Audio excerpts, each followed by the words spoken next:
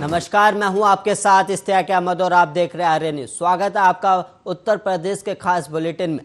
और मेरठ के थाना लिसारी गेट क्षेत्र के श्याम नगर में पैसों के लेन देन को लेकर दो भाइयों में विवाद हो गया और इस विवाद में एक भाई ने दूसरे भाई को जमकर पीटा और वहीं बीच बचाव में आई मां को भी पीटने का आरोप लगाया है। दरअसल बताया जा रहा है कि 3 महीने पहले एक भाई ने दूसरे भाई को 50,000 रुपये मकान बनाने को दिए थे, जिस पर रुपए वापस ना लौटाने पर दोनों भाइयों के बीच खूनी संघर्ष हो गया और खूनी संघर्ष में बीच बचाव करने आई मां भी मारपीट का शिकार हो गई और वहीं इस मारपीट में एक युवक गंभीर रूप से घायल हो गया, जिसके बाद पीड़ित मां ने अपने बेटों के खिलाफ थाने में तहरीर देकर कार्रवाई की मांग की है।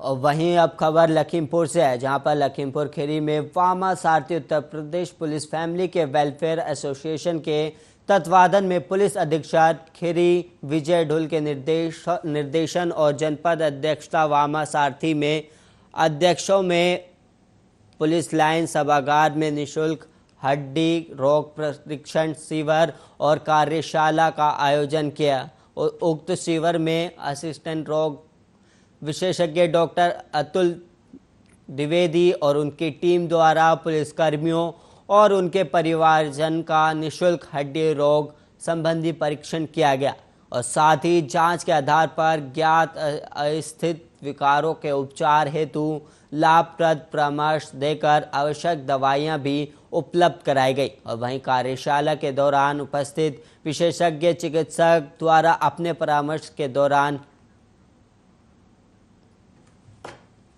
अवगत कराया गया है कि हड्डियों को स्वस्थ रखने और मजबूत बनाने और किसी भी प्रकार के विकारों से दूर रखने हेतु शुरू से ही सतर्कता बरतने की बात कही और कई महत्वपूर्ण सुझाव देकर जागरूक किया गया।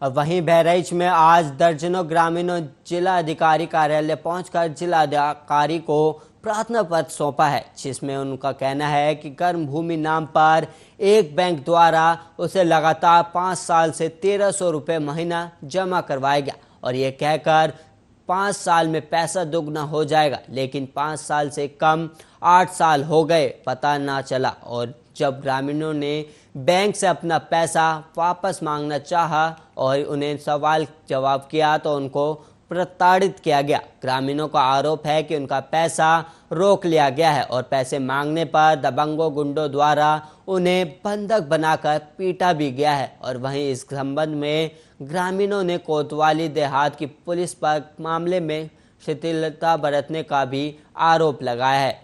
अब देखना यह होगा कि प्रशासन ग्रामीणों की किस तरह सहायता करता है।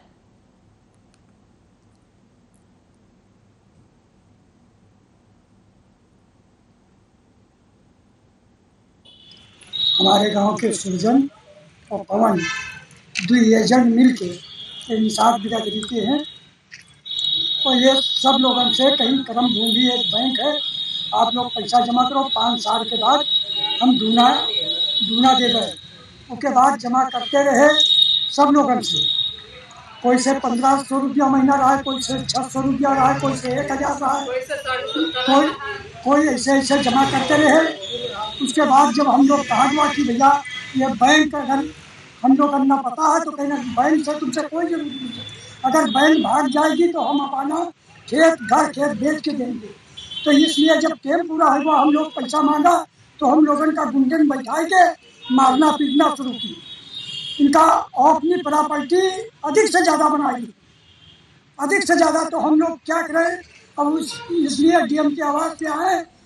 और वहीं बहराइच में बिना नोटिस स्वास्थ्य कर्मियों को बाहर का रास्ता दिखाए जाने का मामला अभी तक शांत नहीं हुआ है। लगातार स्वास्थ्य कर्मी अधिकारियों की चौखट पर दस्तक देते नजर आ रहे हैं। शासन से लेकर प्रशासन तक खाक छान रहे निष्कासित स्वास्थ्य कर्मी विकास भवन में पहुंचकर सीडीओ को मांगों का ज्ञापन सौंपा गया। उनका कहना है कि बिना किसी नोटिस उन्हें बाहर का रास्ता दिखा दिया गया। जो उनसे 3 महीने तक काम लिया गया उसका वेतन तक उन्हें नहीं दिया गया। अब अपने बकाया वेतन और पुनर्नियुक्ति की मांग कर रहे हैं। उन्होंने कहा कि सीएमएस द्वारा कहा जा रहा है कि उन्हें मेडिकल स्टाफ की ज़रूरत है, लेकिन जिलाधिकारी और सीएमओ इसकी अनदेखी कर रहे हैं। अब देखना ये होगा कि इन स्वास्थ्य कर्मियों की कौन सुनता है।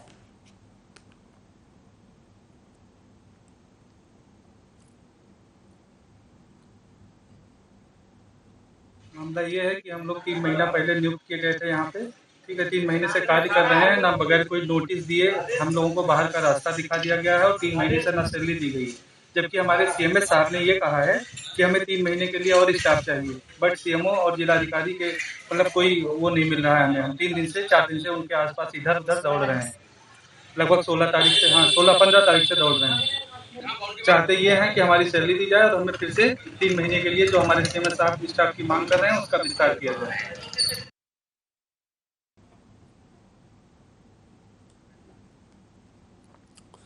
और वहीं कोरोना महामारी की वजह से पूरा देश पूरी तरह प्रभावित हुआ है और देश के सभी कॉलेज और स्कूलों पर भी इसका प्रभाव पड़ा है। देश के अंदर पिछले 1-1.5 साल से सभी कॉलेज और स्कूल बंद है, जिसके कारण बच्चों की पढ़ाई पर भी खासा प्रभाव देखने को मिला। हालांकि जब से कॉलेज और स्कूल बंद है तब से ही सरकार ने सभी बच्चों की ऑनलाइन पढ़ाई के निर्देश दिए हुए हैं और सभी अध्यापक अपने स्कूल और कॉलेजों के बच्चों को ऑनलाइन ही पढ़ा रहे हैं। लेकिन कुछ बच्चों के माता पिता के पास इतने पैसे ही नहीं कि वो स्मार्टफोन से अपने बच्चों की ऑनलाइन पढ़ाई करा सके। ऐसे में ही मेरठ के मीरपुर गांव में मंदिर के महंत ने गांव के उन गरीब बच्चों को जिनके पास स्मार्टफोन नहीं है, उनको मंदिर में ही सोशल डिस्टेंसिंग का पालन करते हुए अपने एक साथी के साथ रोज 2 से 3 घंटे की क्लास लगाकर पढ़ाते हैं, ताकि इन गरीब बच्चों के भविष्य से कोई खिलवाड़ ना हो और ये भी एक कामयाब इंसान बन सके।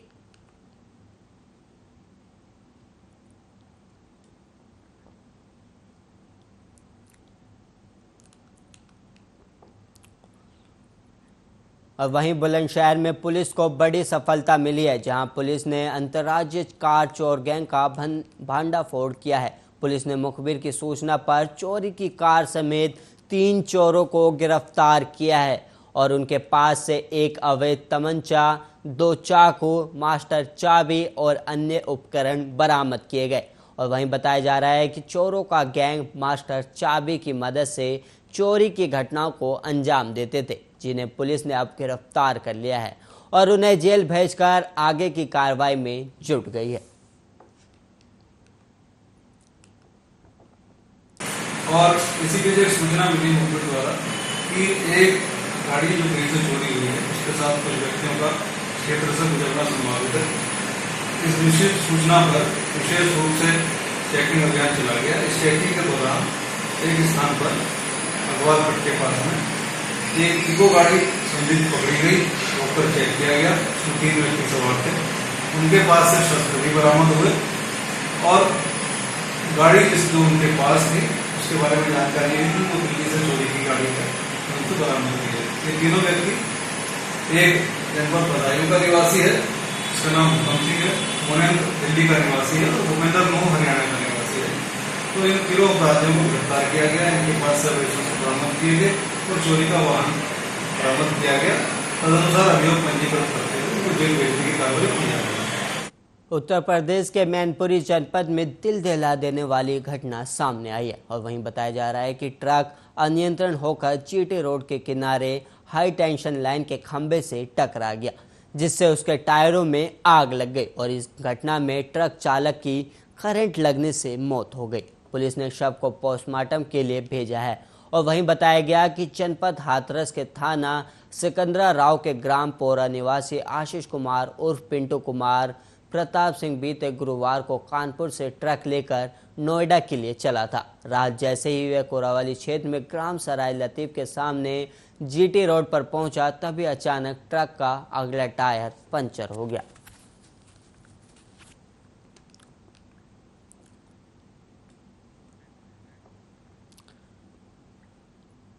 और वहीं बहराइच से रुपईडीहा थाना क्षेत्र पिपरी गांव में उस वक्त हड़कंप मच गया जब रुपईडीहा से शिमला जा रही मिनी बस फट जाने के कारण अचानक मिनी बस अनियंत्रण होकर पलट गई और हादसे के वक्त मिनी बस के अंदर दर्जनों लोग सवार थे और इसमें गनीमत ये रही कि इस हादसे में किसी की जान नहीं गई, लेकिन इस हादसे में 2 लोग गंभीर रूप से चोट आई है जिनको CHC चरदरा ने इलाज के लिए भर्ती कराया गया और बाकी मामूली रूप से घायल लोगों का उपचार कराकर उन्हें वापस लौटा दिया गया और मौके पर पुलिस पहुंची और क्षेत्राधिकारी ने मोर्चा संभाला और वहीं घायलों को उपचार के लिए भर्ती कराया गया और मौके पर शांति व्यवस्था कायम की गई।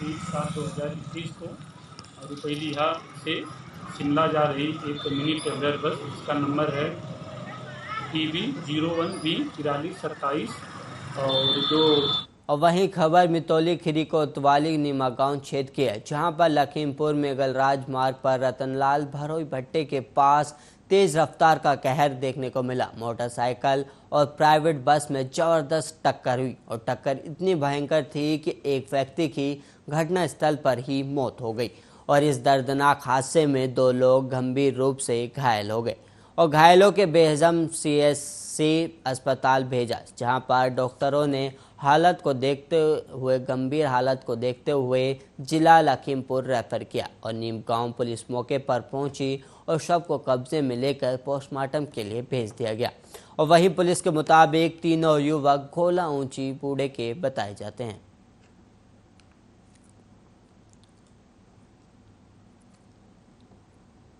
और वहीं बाराबंकी के थाना देवा क्षेत्र अंतर्गत में ट्रक और ट्रैक्टर ट्रॉली के बीच हुई टक्कर की सड़क दुर्घटना की सूचना मिलने पर पुलिस अधीक्षक बाराबंकी यमुना प्रसाद द्वारा पुलिस बल के साथ तत्काल घटनास्थल पर पहुंचकर घायलों के त्वरित समुचित इलाज हेतु CHC देवा और जिला अस्पताल बाराबंकी पुलिस वाहन और एम्बुलेंस के माध्यम भिजवाया गया। तदुपरांत पुलिस अधीक्षक बाराबंकी द्वारा स्वयं अस्पताल पहुंचकर घायलों के कुशलता की जानकारी ली गई और उन्होंने उनको हर संभव मदद का आश्वासन भी दिया।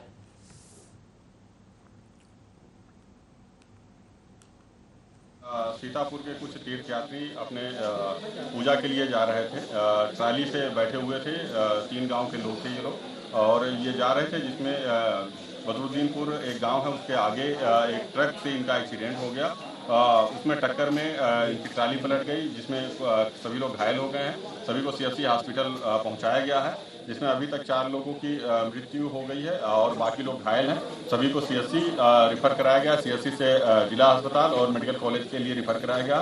पुलिस प्रशासन मौके पर मौजूद है सभी। और वहीं छत्तीसगढ़ में पिछले 24 घंटे के दौरान कोरोना वायरस के 156 नए मामले सामने आए हैं और राज्य में इस वायरस से संक्रमित हुए लोगों की संख्या 10,01,037 हो गई है। राज्य में शनिवार को 129 लोगों को संक्रमण मुक्त होने के बाद अस्पतालों से छुट्टी दी गई और वहीं 281 लोगों के घर में ही पृथकवास पूरा किया है।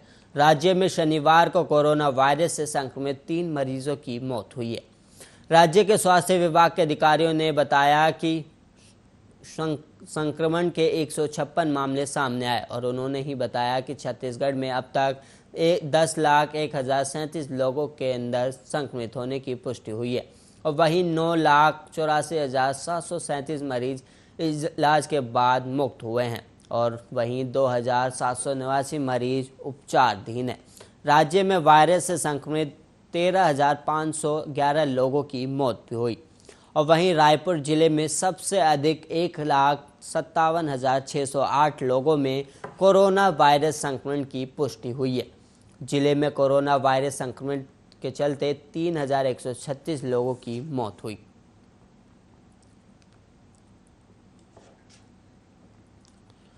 और वहीं मध्य प्रदेश के इंदौर से अजीबोगरीब खबर सामने आई। यहां पर एक पत्नी ने ही पति को जान से मारने की कोशिश की है। पत्नी ने 2 लोगों के साथ मिलकर पति को 4थी मंजिल से धक्का दे दिया और घायल शख्स को महाराजा यशवंतराव अस्पताल में भर्ती कराया गया और वहीं युवक मौत के डर से बयान भी बदल रहा है। मामले में पुलिस ने केस दर्ज कर लिया है। पुलिस के मुताबिक घायल शख्स का नाम हिमांशु चौहान है और वो इंदौर के कनाडिया थाना क्षेत्र की भूरी टेकरी पर रहता है। परिजनों ने बताया पुलिस को कि हिमांशु रतलाम में नौकरी करता है। उसे पत्नी पर शक था तो वह उसे मिलने इंदौर पहुंचा। पत्नी ने जैसे ही दरवाज़ा खोला तो वो हैरान रह गया। उसकी पत्नी अन्य 2 युवकों के साथ कमरे में थी और हिमांशु ने विरोध किया तो पत्नी और दोनों युवकों ने हिमांशु के साथ जमकर मारपीट की और उसे चौथी मंजिल से फेंक दिया गया। हिमांशु को मुंह, पैर और कमर में फ्रैक्चर है। उसकी हालत गंभीर है और चीख पुकार सुनकर बिल्डिंग के लोग बाहर आए और युवक को घायल अवस्था में देखा। उन्होंने हिमांशु को एम्बुलेंस की मदद से अस्पताल में भर्ती कराया गया और हादसे की सूचना मिलने पर जब पुलिस हिमांशु के बयान लेने पहुंची तो उसने कहा कि पैर फिसलने की वजह से गिर गया। और वहीं परिजनों ने पत्नी और अन्य युवकों पर बिल्डिंग से नीचे फेंकने पर का आरोप लगाया है।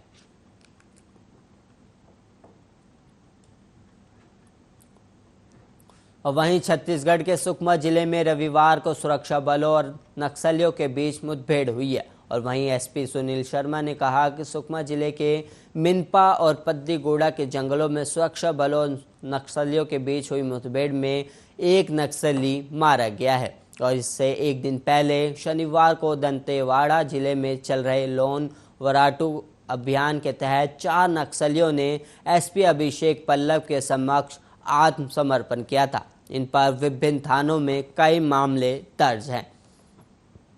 और वहीं एसपी अभिषेक पल्लव ने बताया कि नक्सलियों की खोखली विचारधारा से तंग आकर और शासन की पुनर्वास नीति से प्रभावित होकर इन नक्सलियों ने आत्मसमर्पण किया था।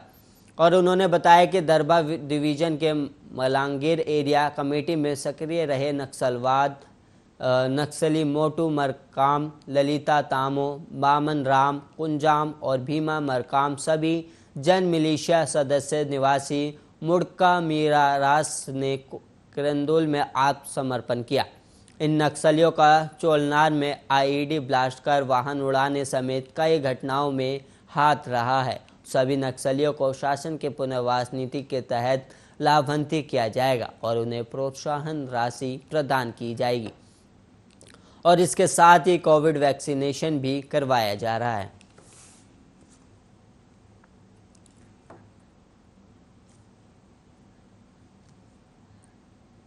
सुरक्षा बलों और नक्सलियों के बीच हुई मुठभेड़ में एक नक्सली मारा गया है और उसके बाद छत्तीसगढ़ के सुकमा जिले में सुरक्षा बलों और नक्सलियों के बीच में एक नक्सली ढेर हुआ है।